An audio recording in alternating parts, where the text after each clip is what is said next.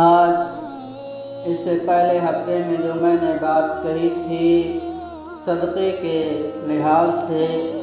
اور زکوٰۃ کے لحاظ سے کہ انسان کے اوپر جو صدقہ واجب ہے یا جو زکوٰۃ واجب ہے اس زکوٰۃ کو دینا اس کے لیے ضروری ہے۔ جیسے مال کا زکوٰۃ ہے، سال گزر جائے تو اس کا 40واں حصہ دینا ہوتا ہے، اور اگر فصلی غلہ ہے تو فصلی غلے میں اگر دھان کی فصل ہے تو اس میں عشر واجب ہوتا ہے، جس کے ذریعہ صرف بارش کے ذریعہ سے اگر کھیتی پکائی گئی ہے، کھیتی کی جو ہے پیداوار ہوئی ہے محض بارش کی وجہ سے، تو اس میں عشر واجب ہوتا ہے۔ اور اگر کسان نے کچھ اپنی بھی اس میں لگایا ہے، جیسے بارش نہیں ہوئی، کم ہوا، تو اس نے کھیتی کی سینچائی بھی کی ہے تو اس لحاظ سے اس میں 20واں ہوگا۔ تو میرے محترم بزرگوں اور دوستو، اگر پوری کے پورا اس نے اگر سینچائی کی ہے، بارش کا قطرہ بھی نہیں ہوا، بارش نہیں ہوئی، اور اس نے اپنے بلبوتے پر اگر اس نے جو ہے غلہ اگایا ہے تو اس میں 40واں حصہ واجب ہے۔ میرے محترم بزرگوں اور دوستو، ہم جو ہے اس سے بہت غافل رہ جاتے ہیں۔ ہم یہ سوچتے ہیں کہ جو غلہ ہمارا پیدا ہوا ہے، چلو اس میں سے 40واں نکال دو، ہمارا زکوٰۃ مکمل ہو جائے گا۔ ہمیں یہ سوچنا چاہیے، علماء کرام سے رجوع کرنا چاہیے، پوچھنا چاہیے، مفتیان کرام سے پوچھنا چاہیے کہ اس میں کتنا ہوتا ہے۔ بہرحال جو تفصیل میں نے آپ کے سامنے بیان کی ہے وہی اس کا حاصل ہے کہ اگر صرف بارش کی وجہ سے ہوتا ہے تو اس میں آپ کا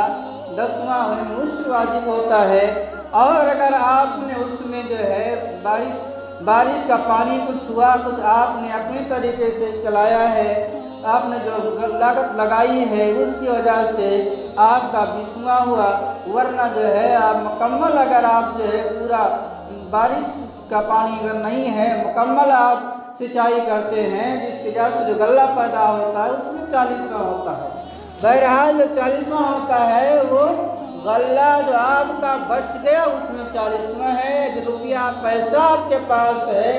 جیسے رمضان کے مہینے میں لوگ جو ہے مشہور ہے کہ رمضان کے مہینے میں نکالا جائے، بہتر یہ ہوتا ہے کہ چونکہ ایک کا غلہ 10 ملتا ہے، 10 کا غلہ 100 ملتا ہے، اس لیے اس میں دینا لوگ جو ہے زیادہ مناسب سمجھتے ہیں کہ رمضان کے مہینے میں غلہ نکال دیا جائے، یا جو ہے اس کا بدل جو ہے یہ چاندی سونا زکوٰۃ واجب ہوتا ہے، اس طریقے سے جو ہے اس کے پاس روپیہ پیسہ ہے اس پر زکوٰۃ واجب ہوتا ہے۔ تو اس طریقے سے لوگ نکالتے ہیں۔ رمضان کا مہینہ لوگوں نے مقرر کر رکھا ہے، لیکن کوئی مقرر نہیں ہے اس کے لیے، پہلے مقرر نہیں تھا، اب لوگوں نے اپنی سہولت کے لیے مقرر کر لیا ہے اور صرف رمضان ہی کے اندر وہ زکوٰۃ نکالتے ہیں، حالانکہ ایسا کچھ نہیں ہے۔ اگر کوئی جو ہے رمضان کے بعد دینا چاہے، رمضان کے بعد اس کا سال پورا ہو رہا ہے، رمضان کے بعد وہ پورا کرے۔ اگر بقرعید میں اس کا سال پورا ہو تو بقرعید کے اندر وہ زکوٰۃ نکال دے۔ بہرحال ایک تفصیل الگ ہے۔ بہرحال جو میں نے جو ہے قرآن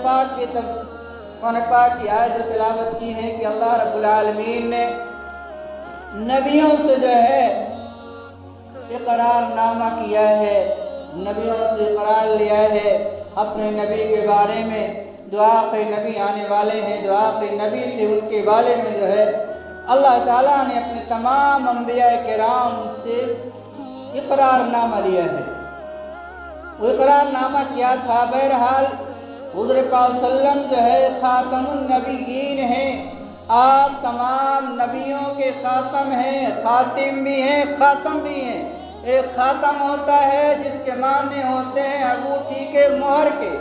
اور ایک ہوتا ہے خاتم، خاتم کے معنی آخر میں آنے والا۔ آپ جو ہے خاتم بھی ہیں، خاتم بھی ہیں، آپ جو ہے مہر ثبت کرنے والے ہیں، اور آپ جو ہے اگر انگوٹھی مان لیا جائے تو انگوٹھی کے معنی مہر مان لیا جائے تب بھی آپ جو ہے سب سے اعلیٰ ہیں، اس لیے کہ انگوٹھی کے اندر جو نگینہ ہوتا ہے اس کی خوبصورتی اسی کو بڑھاتا ہے جس طریقے سارے انبیاء جو ہے وہ اگوٹھی ہیں اور حضور نگینہ ہے۔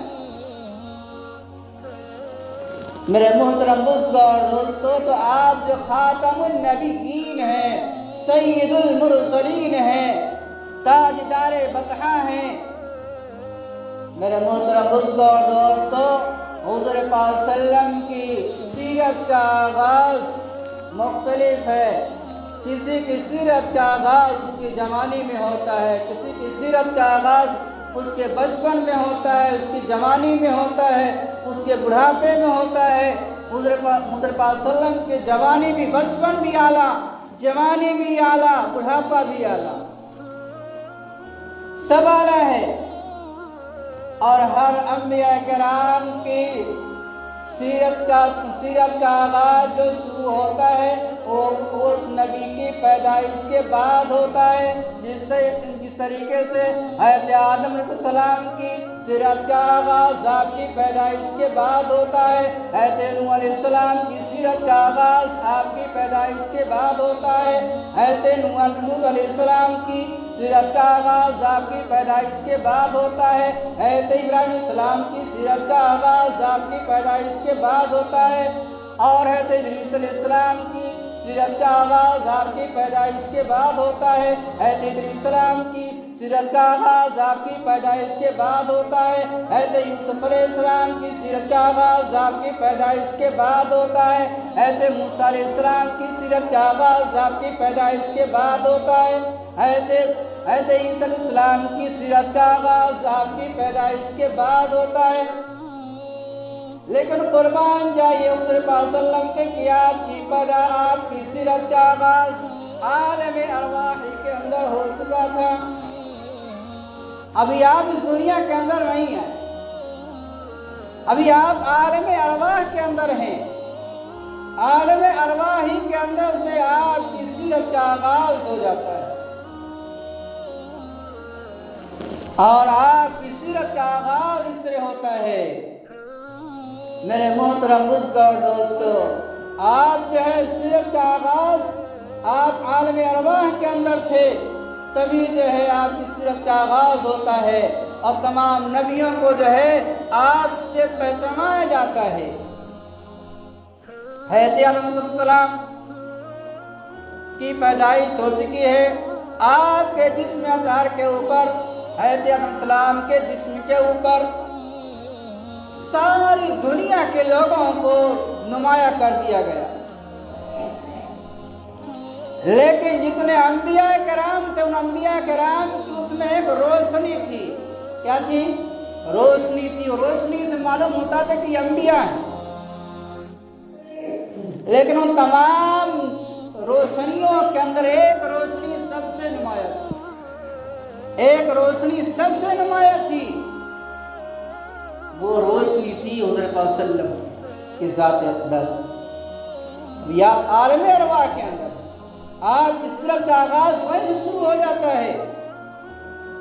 میرے محترم بزرگوں اور دوستو، مثال کے طور پر ایک انبیاء کے جو ہے آپ کے سامنے کچھ سیرت کا آغاز سنانا چاہتا ہوں۔ جس طریقے سے حضرت موسیٰ علیہ السلام کی سیرت کا آغاز ان کی پیدائش کے بعد ہوتا ہے۔ بنی اسرائیل میں فرعون تھا جس نے جو ہے خدائی کا دعویٰ کر رکھا تھا، آپ نے جو سنائی ہے، فرعون نے خدائی کا دعویٰ کیا تھا اور کہتا تھا انا ربکم الاعلیٰ، میں تو سب کا بڑا ہوں، انا ربکم الاعلیٰ، میں تمام خداؤں کا خدا ہوں، سب سے بڑا خدا میں ہوں۔ اس نے جو ہے خدائی کا دعویٰ کر رکھا تھا۔ اسی وقت میں اس نے جو ہے اس کے نجومیوں نے یہ کہا کہ ایک اولاد، ایک بچہ ایسا اس دنیا کے اندر آپ کی سلطنت کے اندر پیدا ہوگا جو آپ کی سلطنت کو تہس نہس کر دے گا، آپ کی سلطنت کو برباد کر دے گا۔ پھر انہوں نے سوچا اچھا کون سا ایسا بچہ ہے، کب پیدا ہوگا؟ نجومیوں نے سب کچھ بتا دیا کہ اتنے دنوں سے لے کر کے اتنے دنوں کے بعد وہ بچہ پیدا ہونے والا ہے، یہاں تک کہ وہ وقت بھی آ گیا اور اس سے پہلے اس نے اپنے فورسز کے ذریعہ سے اور پولیسوں کے ذریعہ سے اس نے پہرے داروں کے ذریعہ سے لگا دیا کہ دیکھو کس کے یہاں بچہ پیدا ہوتا ہے، جس کے یہاں بچہ پیدا ہو اس کو قتل کر دیا جائے،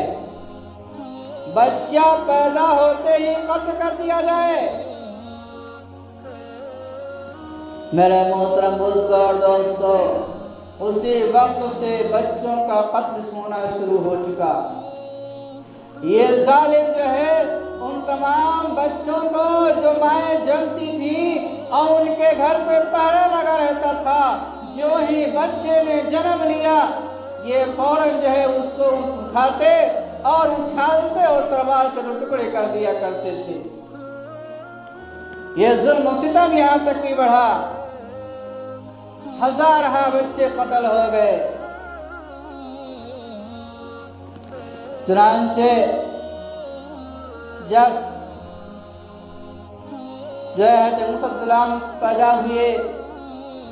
تو ان کی ماں نے پریشان ہو کر کے کہا کہ اب کیا ہوگا، یہ بچہ پیدا ہوا ہے،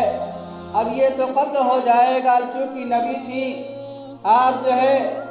آپ پر وحی کا نزول ہوتا تھا، وہی ایک عورتوں کے اندر ہیں جن پر وحی کا نزول ہوتا تھا۔ حضرت مریم علیہ السلام ان کے پاس فرشتہ آ کر کے یہ بات کہا اور اس نے کہا کہ مریم تم بالکل ذرا بھی پرواہ نہ کرو، تم غم نہ کرو، تمہیں کوئی خوف کرنے کی ضرورت نہیں ہے، جب بچہ پیدا ہو جائے گا تم جب تک چاہے نا اپنے پاس میں اسے رکھنا، اسے دودھ پلاتی رہنا، جب تمہیں اس بات کا خطرہ ہو جائے، جب تمہیں اس بات کا ڈر ہو جائے کہ بچے کو اب خطرہ لاحق ہو گیا ہے اور فرعون کے پولیس اور فرعون کے درباری اسے اٹھا کر کے لے جائیں گے، اسے قتل کر دیں گے، جب تمہیں اس بات کا ڈر ہو جائے تو تم اسے دریا کے اندر اسے تابوت میں رکھ کر کے اسے ایک صندوق میں رکھ کر کے اسے دریا کے حوالے کر دینا۔ کچھ دنوں تک انہوں نے چپے چپے سے بچے کو دودھ پلاتی رہی، پرورش کرتی رہی۔ جب انہیں اس بات کا احساس ہو گیا کہ اب ہمارے یہاں مخبری ہو چکی ہے اور اس کے فرعون کے پولیس آنے والے ہیں اور اب اس بچے کو اٹھا کر لے کے جائیں گے، قتل کر دیں گے، تو حضرت مریم نے اپنی بہن سے کہا کہ اس کو لو اور اسے صندوق میں رکھ کر کے دریا کے حوالے کر دو۔ اللہ تعالیٰ نے حضرت مریم سے کہا مریم تم اسے دریا کے حوالے کر دو، لیکن گھبرا رہی تھی۔ اللہ تعالیٰ نے کہا تمہیں گھبرانے کی کوئی ضرورت نہیں ہے، تم دریا کے حوالے کر دو، دریا کے حوالے کرنا تمہارا کام ہے اور موسیٰ علیہ السلام کو بچانا میرا کام ہے۔ میں ذمہ داری کے ساتھ بچے کو بالکل بچاؤں گا، یہ میری ذمہ داری ہے، صرف تم اس بچے کو دریا کے اندر ڈال دو۔ اس وجہ سے ان کی اپنی بہن کو دیا اور وہ لے جا کر کے صندوق کو دریا میں ڈال دیا۔ جبریل امی کہتے ہیں پروردگار عالم آپ نے تو دریا کے اندر ڈلوا دیا۔ اللہ تعالیٰ نے فرمایا اے دریا، اللہ تعالیٰ نے دریا کو حکم دیا کہ اے دریا، یہ جو تمہارے پاس جا رہا ہے، یہ کلیم جا رہا ہے، یہ میرا کلیم ہے، اس کی اسی طریقے سے پرورش کرنا، اسی طریقے سے خیال کرنا جس طریقے سے ایک ماں اپنے بچے کا خیال رکھتی ہے، ذرا بھی اسے کوئی تکلیف نہ ہونے پائے۔ پھر اللہ تعالیٰ نے جبریل امین سے کہا کہ اس کے رخ کو فرعون کے محل کی طرف پھیر دو، اس صندوق کا رخ فرعون کے محل کی طرف پھیر دو، جبریل بھی کہتے ہیں پروردگار عالم یہ تو جو ہے فرعون کا مقصود مل جائے گا، تو فرعون تو پا جائے گا، اپنا مقصود اس کو حاصل ہو جائے گا۔ اگر اس کے دربار میں جائے گا تو پھر تو اسے قتل کر دے گا۔ اللہ تعالیٰ نے فرمایا کہ جبریل تمہیں جو ہے اس کے رخ پر ڈالنا تمہارا کام ہے، اور جو ہے موسیٰ کو بچانا میرا کام ہے۔ یہ میرا کام ہے کہ میں اس کو بچاؤں گا، اور میں یہ چاہتا ہوں کہ میں اس کی پرورش کو، ان کی پرورش کو اسی کے دربار میں کروں، اور اسی کے خرچے پر، اسی کے جو ہے تمام اخراجات سے موسیٰ علیہ السلام کی میں پرورش کراؤں، اور اسی کے دربار میں جو ہے اس کو ذلیل رسوا کروں۔ میرے محترم بزرگوں دوستو، واللہ غالب علی الامر، اللہ کا جو ہے اللہ کا حکم سب پر غالب ہو کر رکھتا ہے۔ تو وہ ہوا یہی کہ جو ہے جب اس کا رخ دریا کی طرف، فرعون کے محل کی طرف پھیرا گیا، جب فرعون کے محل کے پاس گیا، ادھر جو ہے اس کے جو ہے بہت سے وزراء، بہت سے جو ہے اس کے چپراسی نوکر چاکر ادھر ادھر ٹہل رہے تھے۔ جب انہوں نے دیکھا کہ ایک صندوق جو ہے وہ دریا کے اندر گھوم رہا ہے اور محل کے پاس پہنچ چکا ہے، تو انہوں نے اس صندوق کو نکالا، اور جب دیکھا تو اس میں بچہ تھا۔ وہ فرعون کے پاس لے گئے، دیکھو اس میں بچہ ہے۔ کسی نے کہا یہ تو کسی نے ڈر کی وجہ سے دریا کے اندر ڈال دیا۔ کسی نے کہا ہاں ضرور کسی نے جو ہے ڈر کی وجہ سے دریا کے اندر ڈالا ہے۔ فرعون کو بھی شک ہو گیا، اس نے نجومیوں کو بلایا اور کہا کہ دیکھو یہ کہیں ایسا تو نہیں ہے بچہ وہی ہو جو میری حکومت کا تخت الٹنے کے لیے آیا ہو؟ نجومیوں نے دیکھا کہ ہاں یہ تو وہی بچہ ہے، لیکن اللہ تعالیٰ نے کیونکہ بچانا آتا ہے، آسیہ موجود تھی، اور فرعون کی بیوی نے کہا نہیں نہیں لا تقتلوہ، اسے قتل نہ کرو، قرۃ عینی ولک، میں تو اسے جو ہے اپنے لیے اور تمہارے لیے آنکھوں کی ٹھنڈک بناؤں گی۔ میرے پاس کوئی اولاد بھی تو نہیں ہے، میں چاہتا ہوں کہ یہ میرے لیے اور تمہارے لیے آنکھوں کی ٹھنڈک بن جائے، میں اسے پالوں گی۔ یہ بچہ بہت ہی زیادہ خوبصورت ہے، اس کی خوبصورتی کو دیکھ کر کے ایسے جو ہے آسیہ جو ہے فریفتہ ہو گئی، اور اس کو جو ہے اپنے کلیجے سے لگایا، اپنے سینے سے لگا لیا، اور کہا میں اس بچے کو قتل نہیں ہونے دوں گی۔ اللہ تعالیٰ نے کس طریقے سے بچایا؟ فرعون کی بیوی کے ذریعہ سے بچایا۔ میرے محترم دوستو،